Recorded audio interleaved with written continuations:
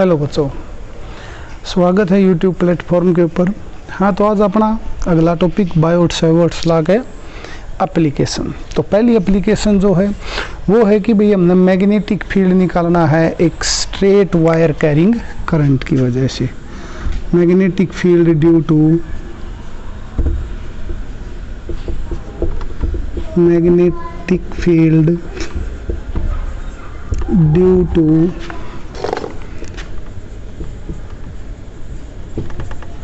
straight wire carrying current।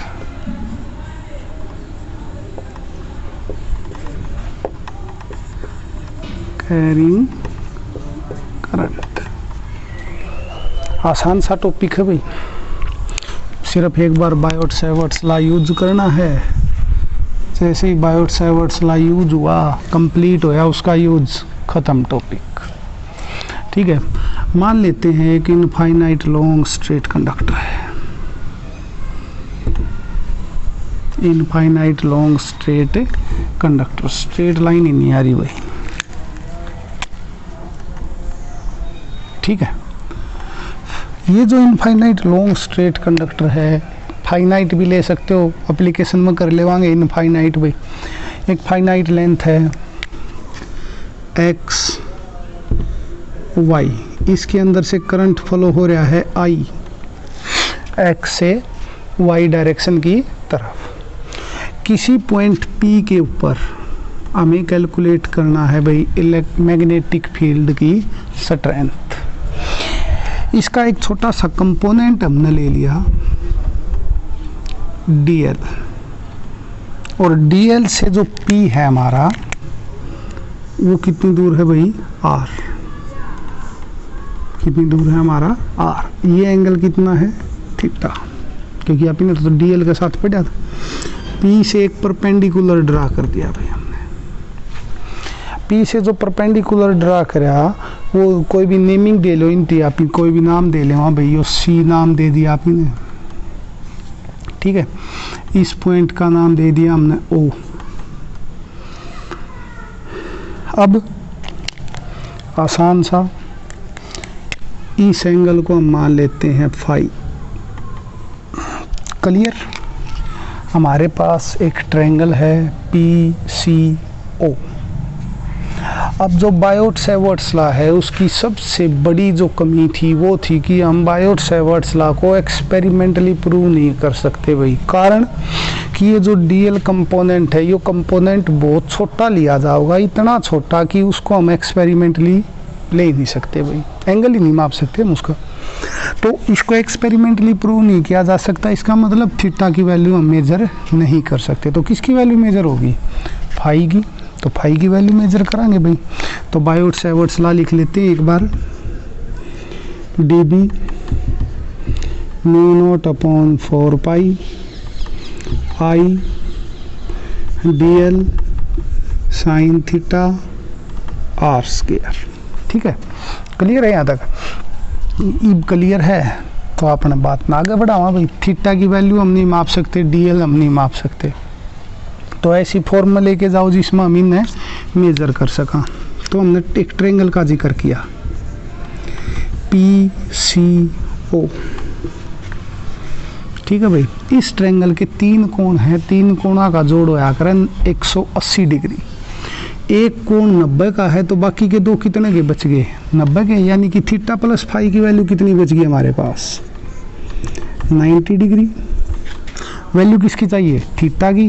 तो theta की value कितनी होगी, 90 minus phi, 90 degree minus phi. दूसरी डीएल चाहिए, ओ से सी तक हम ले लेते हैं भाई कि हमारी लेंथ है एल, और फिर कितनी है डीएल। इस लेंथ ना मान ले, वहाँ परपेंडिकुलर लेंथ जो है वो है ए। क्लियर?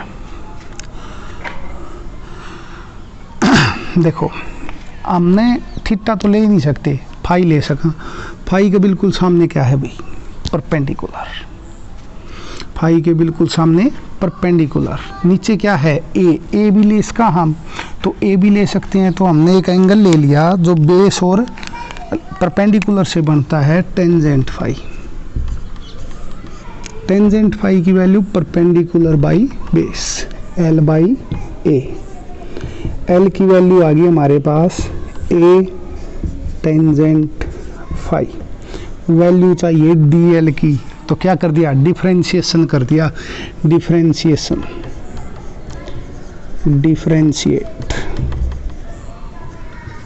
डिफरेंशिएट कर दिया तो एल का डी एल, ए का ए, टेंजेंट का सीकेंट स्क्वायर फाई और फाई का डिफरेंशिएशन डी फाई। ठीक है, तीसरी कोस फाई ले लेते हैं भैया, क्योंकि अगर डी एल इसको नहीं माप सकते तो आर में भी मेजरमेंट में क्या होगी, एरर आओगा। तो आर की वैल्यू देखो,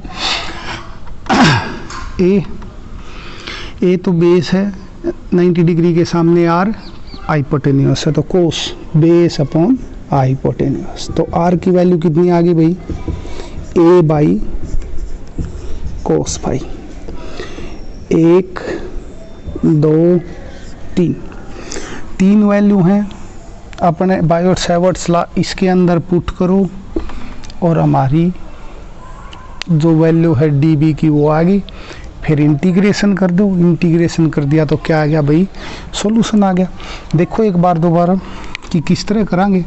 तो डी बी की वैल्यू कितनी है हमारे पास, म्यू नोट अपॉन 4 पाई आई।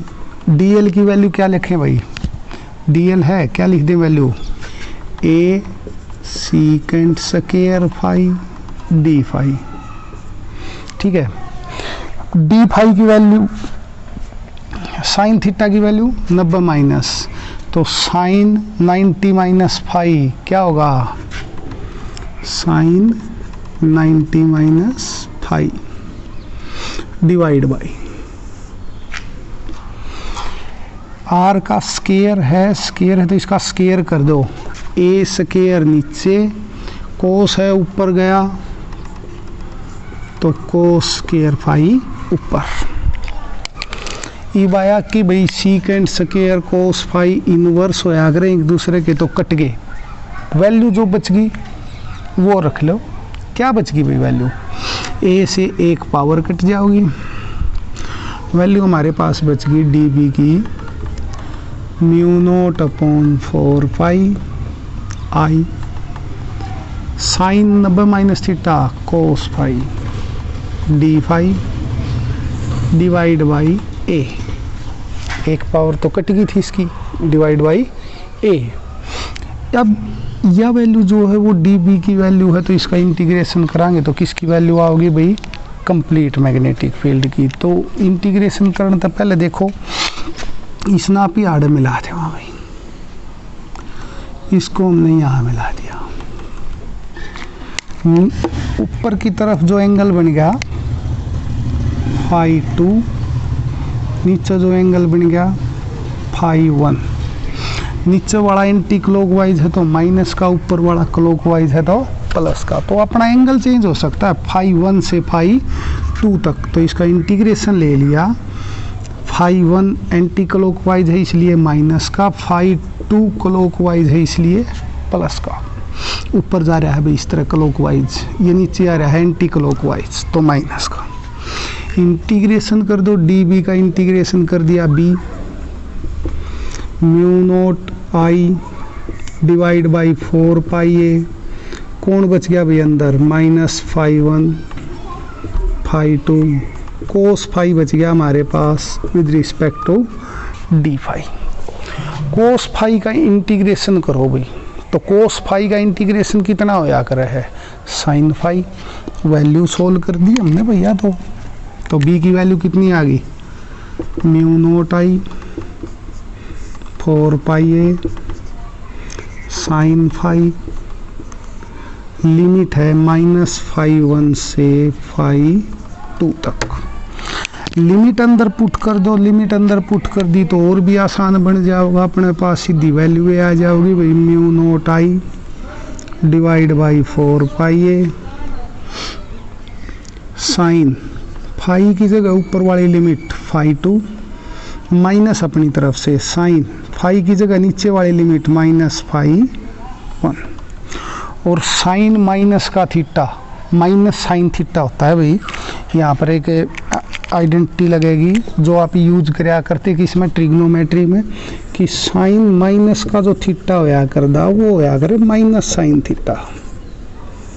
ठीक है, ये माइनस है, माइनस बाहर निकल के बना देगा प्लस। तो हमारे पास जो रिजल्ट आ गया बी का, magnetic field mu naught I divide by 4 pi A sine phi 2 plus sine phi 1।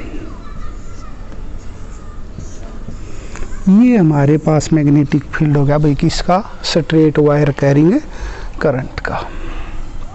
ठीक है, कुछ एक स्पेशल केस कर सका हाँ भी इसके, जैसे कि हमने मान लिया कि जो पी पॉइंट है वो नियर टू एक्स है, point P lies near to X और वाई, कोई से कभी नज़दीक मान लो। अगर एक्स का नज़दीक है तो यहाँ होगा भाई, तो अपना यो एंगल तो कम होता होता कितना आ गया 0, ऊपर वाला बढ़ता बढ़ता कितना चला गया 90। अगर ऊपर चला गया तो ऊपर वाला तो कम होता जाएगा, लेकिन नीचे वाला वैल्यू जैसे जैसे ऊपर गई ये वैल्यू क्या होती जाओगी, इंक्रीज होती जाओगी। तो एक एंगल 90 डिग्री का और एक एंगल 0 का। ठीक है, तो हमारे पास बी की वैल्यू कितनी होगी, mu naught I divide by 4 pi A sine 90 plus sine 0, sine 91 sine 0 0, value को कोई फर्क ही नहीं पड़ना। तो बी की वैल्यू आ गई mu naught I by 4 pi ए। अगर हमारा जो कंडक्टर है वो इनफाइनाइट लॉन्ग है भाई, क्या है हमारा कंडक्टर, इनफाइनाइट लॉन्ग।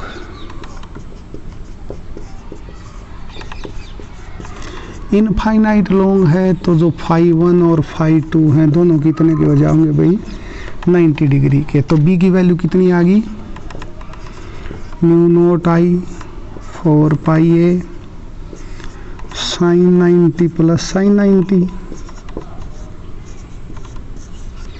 एक और एक या दो बार निकल के इसके लग काट देवांगे, म्यू नॉट आई 2 पाई ए, यो अपना मैग्नेटिक फील्ड आ गया। तो ये इस तरह का आप एक स्पेशल केस भी के कर सका हाँ, तैयार कर सका हाँ भाई।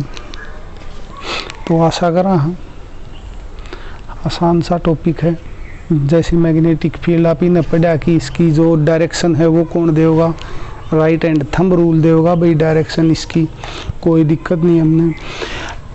अब जो बात रहेगी वो कि भाई इसी टॉपिक ना हम एक बार और पढ़ाएंगे आगे, लेकिन वो किसी और नियम के साथ पढ़ाएंगे। तो आशा करा ये टॉपिक आपका समझ में आया होगा। संभावनाएं हैं कि 1 सितंबर तक अपने स्कूल खुल जाओगे, थोड़ी सी मेहनत एक्स्ट्रा कर लियो, तब तक पढ़ते रहो, घर रहो, सुरक्षित रहो। धन्यवाद।